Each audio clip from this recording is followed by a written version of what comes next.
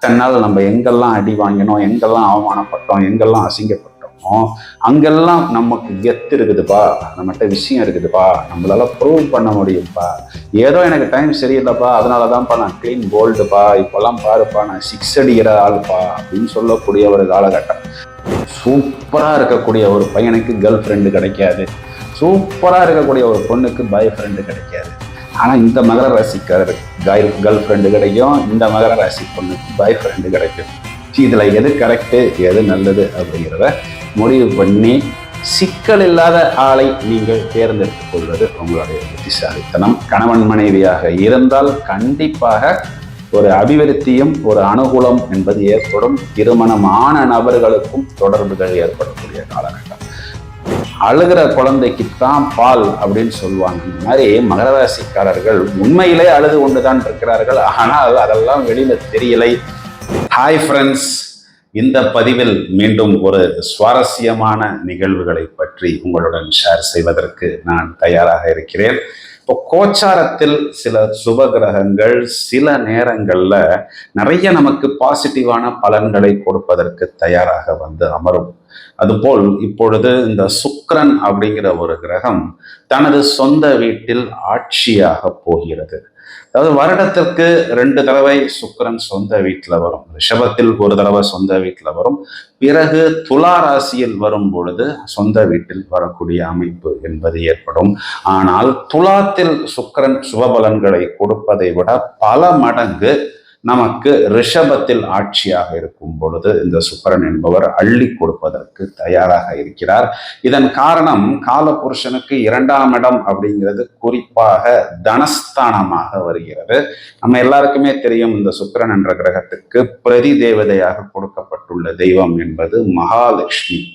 இந்த சுக்கிரன் அப்படிங்கிறவரு நமக்கு வாழ்வியல், அதாவது நம்மளுடைய நடைமுறை வாழ்க்கைக்கு தேவையான அனைத்து வசதிகள், ஆடம்பரம், லக்ஸுரி, கம்ஃபர்ட், நகை போன்ற விஷயங்களை கொடுப்பது, உல்லாசத்தை கொடுப்பது, என்ன ஒரு நல்ல ஃபுட்டு வேணும், ஒரு லக்ஸூரியஸ் லைஃப் வேணும், ஒரு இளமை மாறாத தோற்றம் வேணும், நாம் மற்றவர்களை பார்க்கும் பொழுது அந்த ஒரு ஈர்ப்பு, அதாவது ஒரு அட்ராக்ஷனை ஏற்படுத்தக்கூடியது.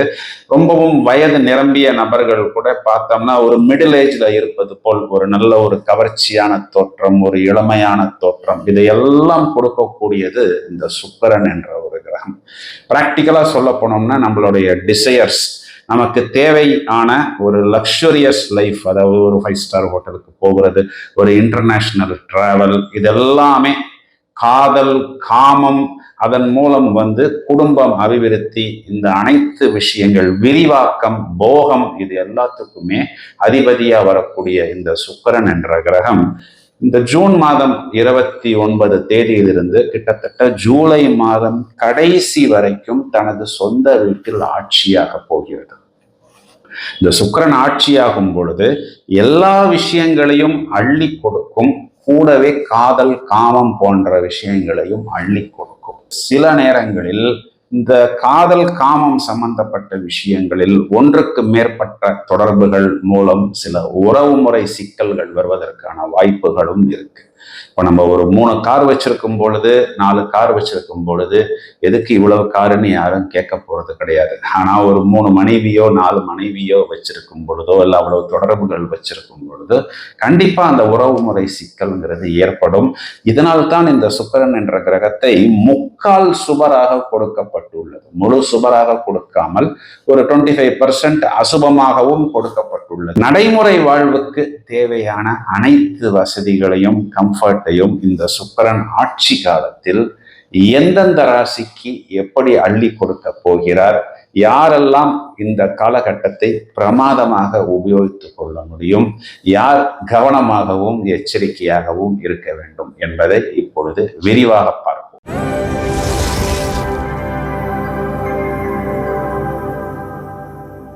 மகர ராசியை எடுத்துக்கொள்வோம். மகரத்தை பொறுத்தவரை என்ன நடக்கும் அப்படின்னா, இவர்களுக்கு இப்போ 7.5 சனி விட்டுருச்சு அப்படிங்கிறத நான் ஏற்கனவே சொன்ன மாதிரி மகர ராசியை பொறுத்தவரை இன்னைக்கு பிறந்த ஒரு குழந்தைகிட்ட கேட்டா கூட அது சொல்லிடும்.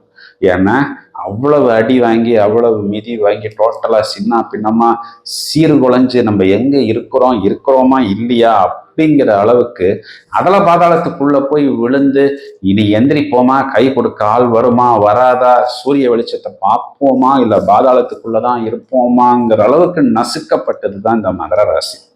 இவங்களுக்கு இந்த 7.5 சனி போச்சுங்கிறது ஒரு பெரிய பிளஸ். நான் ஏற்கனவே சொன்ன மாதிரி மைனஸ் இல்லைங்கிறது ஒரு பெரிய பிளஸ். இப்போ இவங்களுக்கு ஒரு வசந்த காலம் என்னன்னா, இந்த சுக்கிரன் இங்கு 5ஆம் அதிபதி 5ஆம் வீட்டில் ஆட்சி. இப்போ மகரத்தை பொறுத்த வரைக்கும் 200% ஒன்லி பாசிட்டிவ் வைப்ரேஷன்ஸை மட்டும்தான் இந்த சுக்கிரன் கொடுக்கணுங்கிறது இந்த பிரபஞ்சத்தின் விதி. ஏன்னா ஒரு பூரண சுபக்கிரகம், அவர் ஒரு பஞ்சமஸ்தானத்துக்கும் ஒரு தசம கேந்திரத்துக்கும் அதிபதியாகிறார். கேந்திராதிபதி அதுவும் பஞ்சமாதிபதி பஞ்சமஸ்தானத்தில் ஆட்சி. இப்போ இந்த 5ஆம் இடம் அப்படிங்கிறது பூர்வயஸ்தானம், மந்திரஸ்தானம், புத்திரஸ்தானம். ஒருவேளை இந்த ஜபங்கள் பண்றது, இந்த தெய்வங்கள் வழிபாடு, தேவதைகள் வழிபாடு, தெய்வ வசியம், தேவதை வசியம் போன்ற துறைகளில் இருக்கக்கூடிய நபர்களுக்கு இது ஒரு பிரமாதமான வசந்த காலமா எடுத்துக்கொள்ளலாம். பூர்வீகம் சம்பந்தப்பட்ட விஷயங்கள், குழந்தைகள் சம்பந்தப்பட்ட விஷயங்கள், இவ்வளவு நாள் அந்த குழந்தைக்கு ஃபீஸ் கட்ட முடியாம நான் கஷ்டப்பட்டேன், ஆனாலும் அந்த குழந்தை பார்த்தீங்கன்னா ஒரு ஃபர்ஸ்ட் மார்க் வருது, வீட்டுக்கு வரும்போது கோல்டு மெடல் எடுத்துட்டு வருது, கப் எடுத்துட்டு வருது, வீட்டுல கப்பு வைக்கிறதுக்கு இடம் இல்லை பிரதர் அப்படிங்கிற அளவுக்கு அந்த குழந்தைகள் மூலமா ஒரு சாட்டிஸ்ஃபேக்ஷன், ஒரு சந்தோஷம், ஒரு திருப்தி அனைத்தும் ஏற்படக்கூடிய காலகட்டம். வயதை அனுசரித்து அந்த குழந்தைக்கு ஒரு வரன் வர்றது, திருமணம் வர்றது, இது எல்லாமே அவர்களுக்கு ஏற்படும். அதே நேரத்துல நடு வயசுல இருக்கக்கூடிய குழந்தைகளுக்கு காதல் ஏற்படும். கவனம் தேவை. அது ஒரு நல்ல விஷயமா, ஆரோக்கியமான விஷயமா இருந்தா உங்களுடைய மனநிலையை பொறுத்து நீங்கள் அதனை ஆராதிக்கலாம். இல்லைன்னா உங்க சூழ்நிலையை பார்த்துட்டு நீங்க முடிவு பண்ணிக்கோங்க. இதையும் தவிர பூர்வீகம் சம்பந்தப்பட்ட விஷயம், இதெல்லாம் இவர்களுக்கு அபிவிருத்தி ஏற்படும். நடுவயதில் இருக்கக்கூடிய மகர ராசிக்காரர்கள் திருமணத்துக்காக காத்துட்டு இருக்கிறேன், வரனுக்காக காத்துட்டு இருக்கிறேன் அப்படின்னு சொல்லக்கூடிய நபர்களுக்கு நல்ல ஆரோக்கியமான காதல், ஆரோக்கியமான தொடர்பு அப்படிங்கிறது ஏற்படும். அதை எவ்வாறு பாசிட்டிவாக எடுத்துக்கொள்ள வேண்டும் அப்படிங்கிறதையும் நீங்கள் கவனமாக கையாளுங்க. ஏன்னா இதுல எது நல்லது எது கெட்டதுங்கிறதெல்லாம் உங்களுக்கு கண்டிப்பாக தெரியும். அதற்குண்டான விவரங்களை நீங்கள் சேகரித்துக் கொள்ளுங்கள். இப்ப நல்ல காசு வரக்கூடிய காலகட்டம். ஏன் அப்படின்னா 10ஆம் அதிபதி 11ஆம் வீடு லாபத்தை பார்க்கிறது. இப்ப ஜீவனாதிபதி லாபத்தை பார்க்கும் பொழுது ஒர்க்கு, லாபம், இதனை முதல் விஷயமா எடுத்துக்கொண்டு இதனை பிரமாதமா உபயோகித்துக் கொண்டு இத்தனை நாள் நம்ம எங்கெல்லாம் அடி வாங்கினோம், எங்கெல்லாம் அவமானப்பட்டோம், எங்கெல்லாம் அசிங்கப்பட்டோம், அங்கெல்லாம் நமக்கு கெத்து இருக்குதுப்பா, நம்மகிட்ட விஷயம் இருக்குதுப்பா, நம்மளால ப்ரூவ் பண்ண முடியும்ப்பா, ஏதோ எனக்கு டைம் சரியில்லைப்பா, அதனாலதான்ப்பா நான் கிளீன் போல்டுப்பா, இப்பெல்லாம் பாருப்பா நான் 6 அடிக்கிற ஆளுப்பா அப்படின்னு சொல்லக்கூடிய ஒரு காலகட்டம்.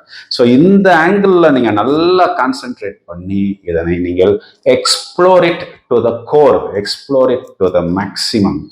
முதலில் சுக்கிரன் என்பவர் இங்கு சூரியன் நட்சத்திரத்தில் சஞ்சாரம் செய்யும் பொழுது அரசாங்கம் சம்பந்தப்பட்ட விஷயத்தில் அபிவிருத்தி, எனக்கு கவர்மெண்ட்ல இருந்து வர வேண்டியது வரலப்பா அப்படின்னு சொல்லக்கூடிய நபர்களுக்கு வரக்கூடிய காலகட்டம்.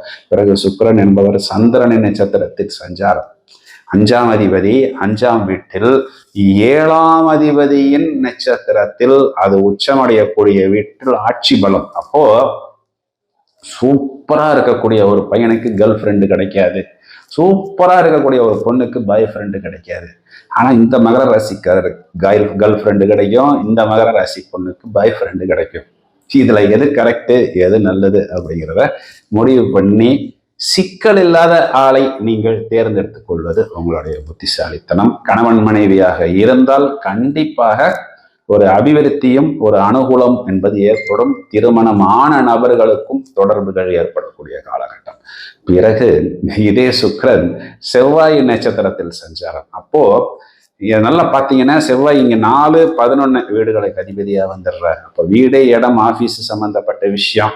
ஜீவனாதிபதி லாபத்தை பார்ப்பது, லாபஸ்தானாதிபதியின் நட்சத்திரத்தில். பிரதர் ஒன்னும் புரியல பிரதர், ஏன் பிரதர் நல்லாத்தானே பிரதர் இருந்தீங்க, திடீர்னு இப்படி பல்ட்டி அடிக்கிறீங்களே அப்படின்னு கேட்க வேணாம்.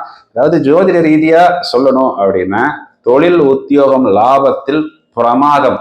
வீடு, அது 4ஆம் இடம்ங்கிறது வீடு. அப்போ வீடு, வாகனத்தில் அபிவிருத்தி. அப்போ அதன் மூலம் நிறைய ஆட்களை, வாடிக்கையாளர்களை, அந்த இடத்துக்கு ஆள் வர்றது, இடத்துக்கு வாடகைக்கு ஆள் வர்றது, இது எல்லாமே இவங்களுக்கு சூப்பர் டூப்பர். இந்த 1 மந்த் ஒரு ஜாக்பாட், வசந்த காலமாக இருக்கிறது. இதனை பிரமாதமாக உபயோகித்துக் கொள்ளுங்கள்.